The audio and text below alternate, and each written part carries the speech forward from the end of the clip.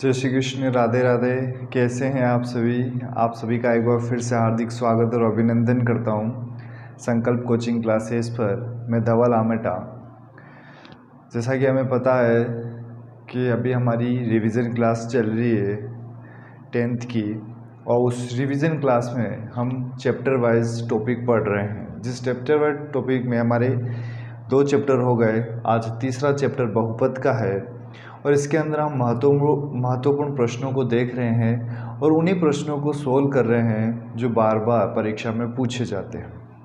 पूरे इस आधे घंटे 1 घंटे की जो क्लास चलेगी, उस आधे 1 घंटे की क्लास के अंदर इस पूरी चैप्टर बहुपद के अंदर जो तीसरा चैप्टर है उसके अंदर जितने भी प्रश्न हैं, उनमें से सबसे महत्वपूर्ण प्रश्न जो परीक्षा की दृष्टि से इम्पोर्टेंट है उस पर चर्चा करेंगे। तो समय को ज़्यादा नहीं लेते हुए क्लास शुरू करते हैं।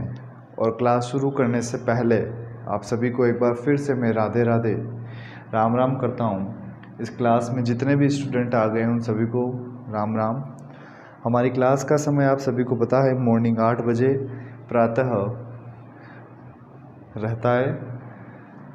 क्लास को शुरू करते हैं। पहला प्रश्न देखते हैं बहुपद से रिलेटेड।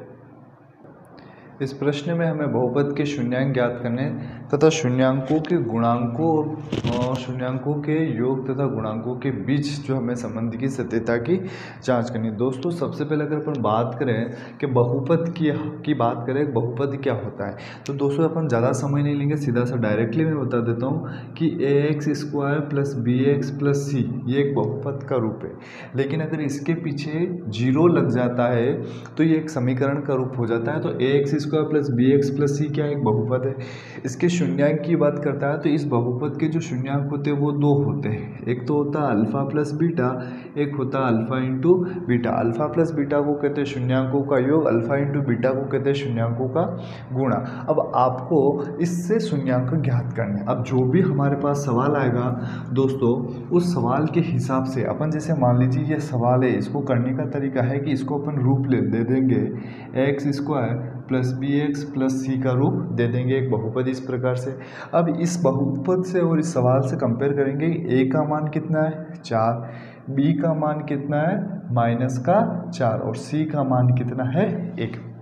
अब दोस्तों यहाँ देखना, शून्यांकों का योग जो होता है, अपन बात करते हैं शून्यांकों का योग। शून्यांकों का जो योग होता है वो होता है -b/a, और -b/a से अगर अपन इसका मान निकालें तो b का मान कितना है -4/a का मान कितना है 4। इस माइनस से ये माइनस कट गया, बराबर मतलब प्लस हो गया, और 4 से 4 कट गया, यानी कितना आ गया 1। तो शून्यांकों का योग कितना आ गया 1 आ गया।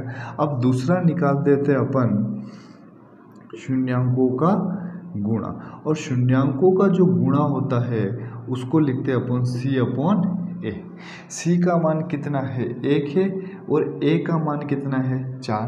तो शून्यांकों का गुणा कितना हो गया दोस्तों 1/4। अब इसमें एक प्रश्न और कहा था कि इनके बीच में संबंध की सत्यता की जांच करनी है हमें, कि इसमें संबंध की सत्यता की जांच कैसे होगी। तो उसके लिए क्या होगा दोस्तों, जब भी अपने को इस टाइप का प्रश्न होगा कि इसके संबंध की सत्यता की जांच कीजिए, तो उसके लिए अपन देखते हैं कि यहाँ पर एक हमारे पास एक बहुपद दे रखा है।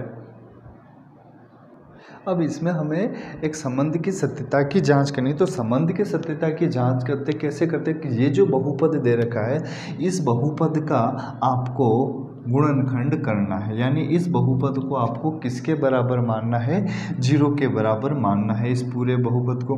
अगर इसके टुकड़े करेंगे तो 4x² -2x + 1 = 0। कॉमन निकाल देंगे, -2x कॉमन निकालेंगे तो अंदर 2x कॉमन निकाल देंगे, अंदर बच जाएगा 2x - 1 1 कॉमन निकालेंगे तो क्या बच जाएगा 2x - 1 = 0। तो इधर आ जाएगा आपके 2x - 1 × 2x - 1 = 0। अगर यहाँ से अपन x की वैल्यू निकालते हैं तो x की वैल्यू कैसे निकालेंगे कि 2x - 1 = 0 और इधर एक और आ जाएगा 2x माइनस 1 बराबर 0। तो x की वैल्यू कितनी आ जाएगी 1/2। इधर भी x की वैल्यू कितनी आ जाएगी 1/2। यानी x के दो मान आ गए 1/2 और 1/2। अब देखो यानी ये x के इस बहुपद के दो शून्यांक आ गए 1/2 और 1/2। अब शून्यांकों का जो योग होता है वो क्या होता है अल्फा प्लस बीटा, यानी ये अल्फा और ये बीटा इन दोनों को जोड़ते हैं 1/2 प्लस 1/2 कितना हो गया 1। और हमने भी पहले निकाला था शून्यांकों का योग कितना आ रहा है 1। इसका मतलब ये और ये बराबर हो गया। फिर शून्यांकों का गुणा होता है alpha into beta. Alpha into beta कितना है 1/2 इंटू 1/2 बराबर कितना हो जाएगा 1/4। अब यहाँ देख ले शून्यांकों का गुणा 1/4, इधर भी कितना आ गया 1/4। तो जब भी कोई सवाल आता है इस टाइप का तो सबसे पहले इस बहुपद से ए बी सी की वैल्यू निकाल के शून्यांकों का योग और गुणा से कंपेयर कर लीजिए। फिर उसी के गुणनखंड करके जो x के दो शून्यांक आते हैं उससे अल्फा प्लस बीटा और अल्फा इंटू बीटा करके देख लीजिए क्या क्या मान सेम आते हैं। अगर मान सेम आ जाते हैं तो आपके सही है शून्यांक। नेक्स्ट सवाल है द्विघात बहुपद ज्ञात कीजिए जिनके शून्यांकों का योग व गुणनफल क्रमशः 8 व 12 है। और ये प्रश्न माध्यमिक शिक्षा बोर्ड मॉडल पेपर 2017-18 के अंदर आया है। ये प्रश्न माध्यमिक शिक्षा बोर्ड 2017-18 मॉडल पेपर के अंदर आया। जब भी ऐसा प्रश्न हो दोस्तों तो इसमें शून्यांकों का योग और गुणनफल दे रखा है, यानी योग पहले दे रखा है गुणनफल बाद में दे रखा है। हम जानते हैं कि शून्यांकों का जो योग होता है क्या होता है शून्यांकों का योग। अभी हमने बताया था आपको कि शून्यांकों का योग अल्फा प्लस बीटा होता है वो कितना होता है 8। और शून्यांकों का जो गुणा होता है वो कितना होता है अल्फा इंटू बीटा, और वो अल्फा इंटू बीटा कितना दे रखा है 12।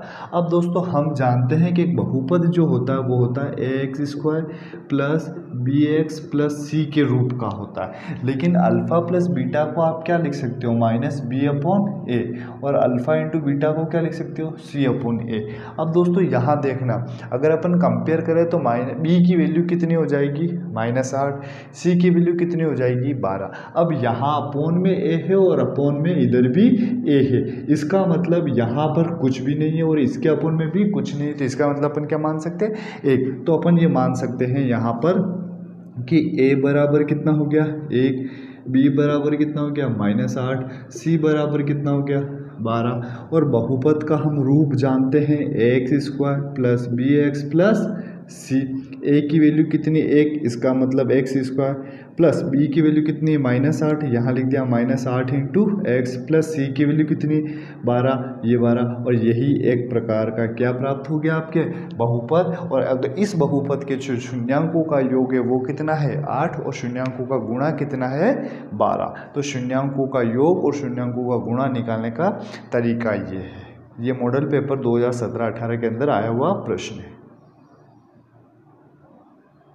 हमें नेक्स्ट सवाल दे रखा है x² minus 8x plus k के शून्यांकों के वर्गों का योग 40 है। हमें इसके अंदर k का वैल्यू निकालना है। अब हमारे पास जो सवाल दे रखा है x² minus 8x plus k, इसके जो शून्यांक है उसके शून्यांकों के वर्गों का योग कितना है 40। किसी भी बहुपद के दो शून्यांक होते हैं, एक तो होता है अल्फा और एक होता है बीटा। तो इस सवाल के अनुसार अपन इसको करने की कोशिश करते हैं। शून्यांकों के वर्गों का योग कितना दे रखा है 40, ठीक है। समीकरण जो आपको बहुपद दे रखा है x² minus 8x plus k, इसके हिसाब से अगर अपन a रूप लिख देते हैं इसका ax² plus bx plus c, ठीक है। अगर उस हिसाब से देखें तो a की वैल्यू कितनी हो जाएगी, एक b की वैल्यू -8 और c की वैल्यू k। यानी अपन यूँ कर देते हैं कि अल्फा प्लस बीटा निकालते हैं और अल्फा प्लस बीटा क्या होता है -b/a। यानी b की वैल्यू कितनी हो जाएगी, b की वैल्यू -8 है, माइनस और -8 ऐसे हो अपन a की वैल्यू कितनी 1, यानी इस पूरे की वैल्यू कितनी है 8। अल्फा इंटू बीटा की वैल्यू निकालते हैं c/a। c का मान कितना है k और a का मान कितना है 1, यानी इस पूरे की वैल्यू कितनी हो जाएगी k। अब हमारे पास क्या दे रखा है अल्फा प्लस बीटा का मान कितना दे रखा है, स्क्वायर का मान दे रखा है 40। तो अपन दोस्तों इसको सोल्व करते हैं कि अल्फा प्लस बीटा का होल स्क्वायर बराबर क्या लिख सकते हैं, अपन क्या करते हैं कि अल्फा प्लस बीटा का होल स्क्वायर कर देते हैं। यानी alpha square plus beta square plus 2 alpha beta. अब हमारे पास जिस जिस का मान दे रखा है उसका मान अपन लिख देते हैं। हमारे पास अल्फ़ा प्लस बीटा का मान दे रखा है, इसका मान कितना दे रखा है 8 दे रखा है, बराबर alpha square plus beta square का मान कितना दे रखा है 40 दे रखा है, प्लस 2 अल्फ़ा इंटू बीटा का मान कितना दे रखा है के दे रखा है। 8 का स्क्वायर होता है 64 बराबर 40, ये हो जाएगा प्लस 2 इंटू के। 40 इधर पक्षांतर करेंगे तो कितना हो जाएगा माइनस, और 64 में से 40 घटाएंगे तो कितना हो जाएगा 24, बराबर ये हो जाएगा 2k। के का मान निकालेंगे तो कितना आ जाएगा 12। तो के की वैल्यू इसमें कितनी आ जाएगी भाई, इधर आ जाएगा तो 40, 64 में से 40 गया 24 बचा, 2 का भाग 24 में देंगे तो 12। तो के की वैल्यू कितनी आ जाएगी हमारे पास, के की वैल्यू आ जाएगी 12। कोई भी सवाल अगर आप नोट करें और मैं उसे मिटा दूं तो मैंने आपको पहले भी बताया वीडियो पॉज करके फिर उतारिएगा ताकि आपके रह नहीं जाए उतारना। अगला सवाल है 2x की घात 4 माइनस 3x की घात 3 minus 3x square plus 6x minus 2 और इसके दो शून्यांक दे रखे माइनस √2 और प्लस √2 और इसके अन्य शून्यांक हमें निकालने। इस टाइप का भी एक प्रश्न आता है। तो जब भी इस टाइप का दो शून्यांक दे रखे और हमें अन्य शून्यांक निकालने होते हैं दोस्तों, तो सबसे पहले अपन मान लेते हैं कि x बराबर अल्फ़ा, और x बराबर अल्फ़ा क्या होता है बहुपद का एक शून्यांक, क्योंकि हम जानते हैं अल्फ़ा और बीटा जो बहुपद के क्या होते हैं शून्यांक। तो अपन इसमें क्या मान लेते हैं कि x बराबर अल्फ़ा बहुपद का क्या है शून्यांक है, बहुपद का शून्यांक है, ये हमने मान लिया। जब ये x बराबर अल्फ़ा बहुपद का शून्यांक है तो x माइनस अल्फ़ा इस बहुपद का क्या हो जाएगा गुणनखंड हो जाएगा। ठीक है, अल्फ़ा की वैल्यू हमारे पास है माइनस √2 प्लस √2, वो इसमें रख देते, यानी ये हो जाएगा x माइनस √2, एक तो ये रख दिया और दूसरा रख देंगे x माइनस तो है ये, और ये क्या हो जाएगा माइनस √2, यानी इस पूरे को अगर मैं लिखता हूँ तो ये लिख देता हूँ x minus √2 into x plus √2, a minus b into a plus b बराबर क्या होता है a square minus b square, यानी ये हो जाएगा x स्क्वायर माइनस 2, यानी x स्क्वायर माइनस 2 हमारे पास एक गुणनखंड आ गया। अब इस x स्क्वायर माइनस 2 जो गुणनखंड आया है बहुपद आया, इस बहुपद का भाग इस पूरे बहुपद में दे दीजिए, यानी x स्क्वायर माइनस 2 का भाग आपको 2x की घात 4 माइनस 3x की घात 3 minus 3x square plus 6x minus 2 के अंदर देना है। अब भाग कैसे देते हैं, जो ये पूरा बहुपद दे रखा है इस बहुपद को ऐसी संख्या से गुणा करो, यानी यहाँ पर स्टार्टिंग में कितना है 2 और x की घात 4, यानी इस पूरे बहुपद को ऐसी संख्या से गुणा करो कि ये पूरा पद हट जाए, यानी इसको मैं 2x की घात 2 से गुणा करूँ तो हट जाएगा। तो अपन सबसे पहले स्टार्टिंग में गुणा कर देते हैं 2x की घात 2 से। इसको जब 2x की घात 2 से गुणा करेंगे 2x की घात 4 माइनस 2 इंटू 2 4, x की घात कितना आता है, सॉरी 2 का गुणा 2 से 4, x की घात 2, जो घात है उसके नीचे वो वाली घात रख दीजिए, ये माइनस हो जाएगा, ये चिन्ह चेंज होगा, ये नहीं होगा, ये प्लस हो जाएगा, ये कट गया।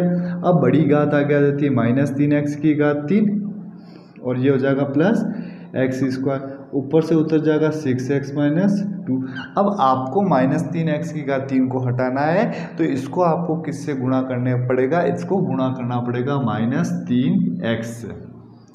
इस पूरे को माइनस 3x से गुणा करेंगे तो ये कितना हो जाएगा माइनस 3x की घात 3, इसको करेंगे तो माइनस और माइनस कितना हो जाएगा प्लस, 3 का गुणा 2 से करेंगे तो कितना हो जाएगा 6, इधर आ जाएगा और x इधर लग जाएगा पीछे। ठीक है, अब यहाँ पर ये माइनस का प्लस हो गया, ये माइनस हो गया, ये भी कट गया, ये भी कट गया, ऊपर से क्या उतर गया x स्क्वायर माइनस 2। अब इस x स्क्वायर माइनस 2 को अपन किससे गुणा करें, यानी 1 से गुणा कर देते हैं, ये हो जाएगा x स्क्वायर माइनस 2, हमने यहाँ कर दिया, ये माइनस हो गया, ये प्लस, ये दोनों कट गए, यानी इसका भाग इसमें दिया तो ये हमारे पास प्राप्त हुआ, एक बहुपद प्राप्त हो गया। एक दो गुणांक शून्यांक तो आपके पास दे रखे हैं।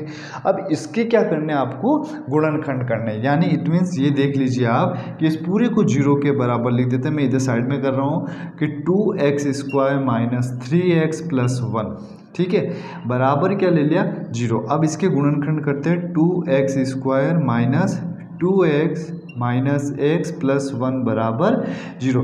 गुणनखंड कैसे करते हैं कि पहले पद का गुणा तीसरे पद से करते हैं। तो 2x² पहले पद का गुणा तीसरे पद से क्या, तो 2x²।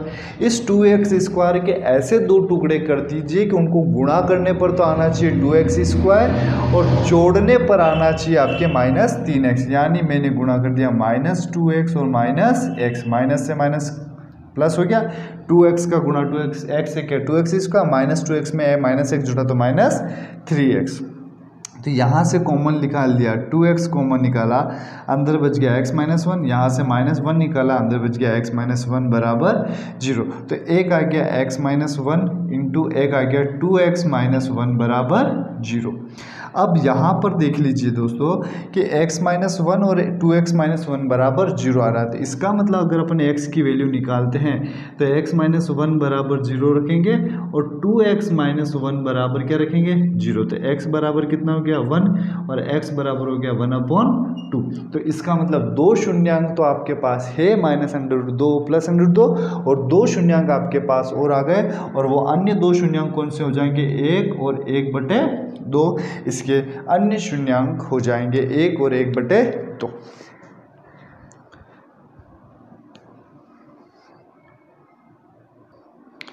fx बराबर x⁴ minus 3x² plus 4x plus 5 में दूसरा बहुपद x² प्लस 1 माइनस x का भाग देना, और ये सवाल माध्यमिक शिक्षा बोर्ड 2018 के अंदर पूछा गया। अब दोस्तों भाग देने का तरीका ये है कि इस बहुपद का भाग आपको इस बहुपद में देना है, यानी छोटे वाले बहुपद का भाग बड़े वाले बहुपद में देना है, और घात हमेशा बढ़ती हुई क्रम, मतलब बड़े से छोटे में, जैसे x⁴, x⁴, फिर x⁴, इसी प्रकार घात हमेशा बड़े से छोटे में जानी चाहिए। जैसे x² आ गया, फिर 1 आ रहा है, इसको सही तरीके से जमाएंगे x², फिर माइनस x और फिर 1 आएगा।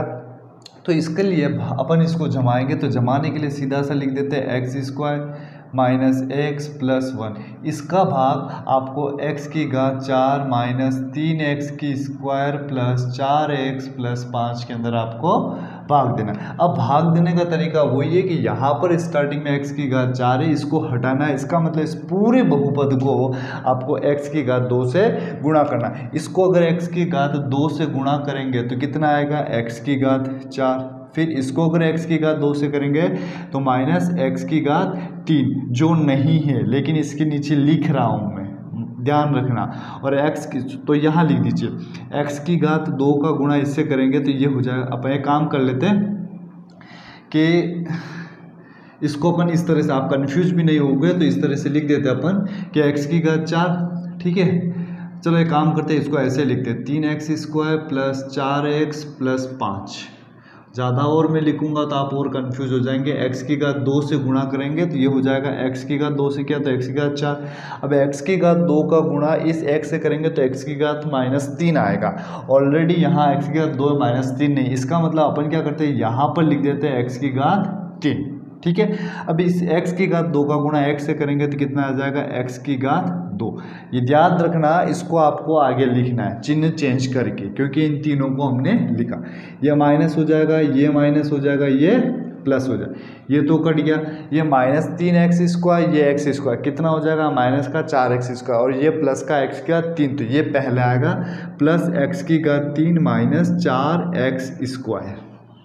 ऊपर से क्या उतरेगा प्लस 4x प्लस 5। अब आपके पास यहाँ पर स्टार्टिंग में क्या है x⁴ 3 है, इस x⁴ 3 को हटाने के लिए इस पूरे बहुपद को किससे गुणा करना पड़ेगा, प्लस x से गुणा करना पड़ेगा। इससे करेंगे तो x⁴ 3 आ जाएगा, माइनस इससे करेंगे तो x² आ जाएगा, इससे करेंगे तो प्लस x आ जाएगा। अब यहाँ पर क्या हो जाएगा, ये माइनस हो जाएगा, ये प्लस हो जाएगा, ये माइनस, यहाँ है नहीं तो कोई चिन्ह चेंज नहीं होगा। माइनस 4x² में से प्लस x² गया तो माइनस 3x², ये प्लस का और ये माइनस का, तो कितना आ जाएगा प्लस का 3x, ऊपर से क्या उतरेगा 5।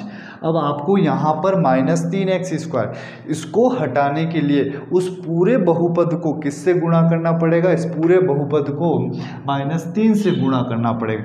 ये हो जाएगा -3x², फिर इससे क्या माइनस और माइनस +3x, फिर इससे गुणा किया तो -3, ये माइनस तो प्लस, ये प्लस तो ये माइनस, ये माइनस तो ये प्लस, ये दोनों कट गए, ये कट गए, शेषफल कितना बच गया 8। तो भागफल तो हमारे पास आ गया x² + x - 3 और शेषफल कितना आ गया 8। यही इसका जब gx का भाग fx में देते हैं तो भागफल आता है x² + x - 3 और शेषफल कितना बचता है 8 बचता है। अगला सवाल है गुणनखंड विधि द्वारा निम्न समीकरण को हल करना है। मैं इस पूरी चैप्टर के अंदर से सभी सवाल को ले रहा हूँ, एक एक टाइप के सभी सवाल को ले रहा हूँ और सभी सवाल मॉडल पेपर से संबंधित ही है, ठीक है। तो आप घबराइए मत, आप प्लीज़ ये वीडियो देख लीजिए आराम से और इस वीडियो के तहत आप तैयारी कर लीजिए, सिलेक्शन आपका पक्का। अब यहाँ देखते हैं कि गुणनखंड विधि द्वारा निम्न समीकरण को हल करना, जैसा कि अभी मैं आपको बता रहा था गुणनखंड। अब गुणनखंड कैसे करते हैं, तो दोस्तों यहाँ पर आपका सवाल दे रखा है 100x² - 20x + 1 बराबर क्या दे रखा है आपको 0। अब गुणनखंड कैसे करते वो देखना दोस्तों। गुणनखंड करने के लिए क्या होता है कि पहले पद का गुणा जो होता है वो तीसरे पद से करते हैं। तो पहला पद क्या है 100x², इसका गुणा किससे करना तीसरे से, गुणा क्या कितना आ गया 100x²। अब आपको क्या करना बीच में कितना माइनस है, यानी इस 100 के ऐसे दो टुकड़े कीजिए कि उन दोनों को गुणा करने पर तो आ जाए आपके 100 और घटाने पर कितना आ जाए -20, यानी -10 और -10 करूँ तो कितना हो जाता -20, 10 का गुणा 10 से करूँगा 100 और x, यानी इस -20 की जगह अपन कितना लिख सकते हैं, ये ऊपर से जो झंडे बनाए वो हटा दीजिए, 100x² -10x + 1 बराबर 0। तो यहाँ कितना आ जाएगा, अगर इसके टुकड़े करें अपन तो कितना आ जाएगा, टुकड़े हो गए। अब अपन कॉमन ले तो कितना आ जाएगा, इसमें से 10x कॉमन ले लेते, यहाँ बच जाएगा आपका 10x -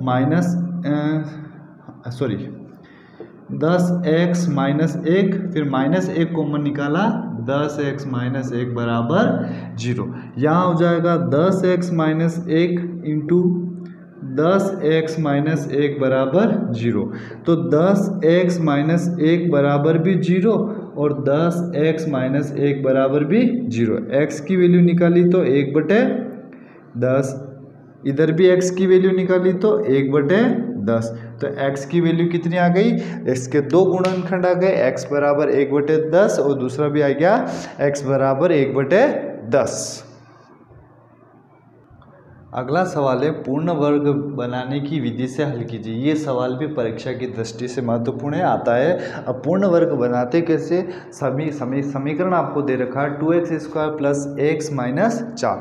अब पूर्ण वर्ग बनाने के लिए जो कंडीशन जो शर्त है वो सुन लीजिए कि पूर्ण वर्ग बनाने के लिए जो शर्त होती है कि x² का जो गुणांक है वो हमेशा होना चाहिए 1, यानी इस x² के साथ में कितना आ रहा 2, इसका मतलब यहाँ कितना होना चाहिए 1। दूसरी बात कि x के गुणांक का आधे का वर्ग दोनों पक्षों में जोड़ना और पूर्ण वर्ग बन जाता है। अब कैसे करते वो देख लीजिए। सबसे पहले इस सवाल में 2x² + x बराबर कितना हो गया 4, जो सवाल दे रखा हमने उसमें से -4 उधर ट्रांसफर। अब x² का गुणांक क्या होना चाहिए 1, इसका मतलब आपको तीनों पक्षों में इसका भाग देना है। तो यहाँ क्या कर देते हैं x² + x/2 बराबर 4/2 और 4/2 को आप क्या लिख सकते हो 2 लिख देना। आप लिख सकते हो 4/2 को क्या लिख सकते हो 2। अब फिर x² का गुणांक होगा। दूसरा है कि x का गुणांक और इस x का गुणांक मैं यहाँ लिख रहा हूँ x/2, या फिर इसी को मैं ऐसा लिख सकता हूँ x × 1/2। तो x का जो गुणांक है वो कितना है 1/2। इस x के गुणांक का आधे का वर्ग दोनों पक्षों में जोड़ना है। तो ये हो जाएगा x² + x × 1/2। इस x के गुणांक का आधा का वर्ग यानी 1/2 इंटू 1/2 का वर्ग दोनों पक्षों में जोड़ना है। इसका मतलब 2 प्लस x के गुणांक का आधा यानी 1/2 इंटू 1/2 का आधे का वर्ग जो है वो दोनों पक्षों में जोड़ना है। यानी वर्ग किसका हो गया 1/2 इंटू 1/2 का मतलब कितना हो गया 1/4 हो गया। अब अपन क्या करते हैं यहाँ पर इसको जोड़ देते हैं x² प्लस x/2 प्लस 1/4 का वर्ग कितना होता है 1/16 बराबर 2 प्लस 1/16। अब यहाँ देखना कि ये x² प्लस x/2 प्लस 1/100 इसको क्या करना है आपको a प्लस b के होल स्क्वायर के रूप में लिखना है। a प्लस b के होल स्क्वायर में मतलब a² plus 2ab plus b² के रूप में आपको लिखना है। अब वो कैसे लिखते वो एक सबसे सरल तरीका बता रहा हूँ मैं कि यहाँ x² है यानी दो ही फॉर्मूले होते हैं a प्लस बी और a माइनस बी। अब a माइनस बी में क्या हो जाएगा यहाँ माइनस लग जाएगा। अगर दोनों जगह प्लस है इसका मतलब क्या है a प्लस बी। इसको लिखने का सबसे सरल सा तरीका ये है कि आपको कुछ भी नहीं करना है, यहाँ तो लिखना है x बीच में लगाना है प्लस। हमें ये देख लेना इधर प्लस है इधर प्लस है इसका मतलब क्या आ जाएगा प्लस। यहाँ माइनस है तो यहाँ सीधा क्या आ जाएगा माइनस। x प्लस 1/16 को अपन क्या लिख सकते हैं 1/4 और उसका कर दीजिए आप स्क्वायर। अब x प्लस 1/x 1/4 का स्क्वायर कीजिए a² plus 2ab plus b² आ रहा है बराबर। इधर इसको जोड़ा लघुत्तम कितना आया 16, 1 का भाग 16 में दिया 16 बार 16 इंटू 2 किया 32 और 1 कितना हो गया 33। यानी ये हो जाएगा x प्लस 1/4 का स्क्वायर बराबर 33/16। यहाँ से स्क्वायर हटाएंगे तो कितना हो जाएगा x प्लस 1/4 बराबर √33/16। और जब भी दो भिन्न संख्या अंडर रूट में होती है तो उसको आप दोनों अलग अलग लिख सकते हो। इसका मतलब मैं इसको लिख सकता हूँ √33/16। हम जानते हैं कि x प्लस 1/4 बराबर √33 तो किसी का नहीं होता है लेकिन 16 किसका होता है 4 और आगे किसके चिन्ह आ जाते हैं प्लस माइनस के 4 आ गए। अब यहाँ से देखना है इसको क्या करना है आपको कि x प्लस 1/4 के साथ प्लस का √33/4 लिखना है और एक बार आपको माइनस का यानी x प्लस 1/4 बराबर √33/4। तो इसको सोल्व करेंगे इसको माइनस को उधर x1/4 को उधर भेज देंगे यानी √33/4 माइनस 1/4 लघुत्तम लिया 4 आंसर आ गया √33 माइनस 1। दूसरा लेंगे x प्लस 1/4 बराबर क्या ले लेंगे माइनस का √33/4 माइनस का √33/4। तो ये हो जाएगा इसको ट्रांसफर कर देंगे उधर x बराबर हो जाएगा माइनस √33/4 माइनस 1/4 लघुत्तम लिया 4 ये हो जाएगा माइनस √33 माइनस 1। तो ये एक तो पहला तो ये आंसर हो जाएगा और एक दूसरा आंसर ये हो जाएगा। तो x के दो मान आ गए √33 माइनस 1/4 और दूसरा आ जाएगा माइनस √33 माइनस 1/4। अगर माइनस कॉमन ले लेते हो अगर आप माइनस कॉमन ले लेते हो तो वहाँ आ जाएगा माइनस कोष्टक √33 प्लस 1 उसका आंसर आ जाएगा। कुछ प्रॉब्लम हो गई थी कैमरे में तो इस वजह से आपको थोड़ा धुंधला दिख रहा है, फिर से देख लीजिए। अगले प्रश्न को शुरू करने से पहले मूलों की प्रकृति देख लेते हैं। यहाँ पर हमारे पास 3 मूल होते हैं। पहला स्टार्टिंग का होता है b² माइनस 4ac बराबर 0 यानी जब भी मूल अपन निकालेंगे तो मूल में 3 आएगा b² माइनस 4ac बराबर 0, b² माइनस 4ac बराबर greater than 0, b² minus 4ac less than 0। जब b² माइनस 4ac बराबर 0 होगा तो मूल अपन क्या लिखेंगे मूल वास्तविक व बराबर या समान लिखेंगे। जब b² minus 4ac greater than 0 होगा तो अपन लिख देंगे मूल वास्तविक व भिन्न। भिन्न, इसका मतलब उसके दो मूल आएंगे जब zero B square minus 4ac का मान 0 से बड़ा होगा। तीसरा होगा b square minus 4ac less than 0 आया, इसका मतलब मूल काल्पनिक, यानी मूल काल्पनिक का मतलब हो गया वास्तविक नहीं, और मूल काल्पनिक का मतलब उसका मान क्या आ जाएगा, ऋणात्मक आ जाएगा, यानी 0 से छोटा आ जाएगा। इसके जो नेक्स्ट सवाल, जितने भी सवाल बचे हुए वो अपन कल की क्लास में देखते हैं। तब तक के लिए आप सभी को मेरी तरफ से राधे राधे।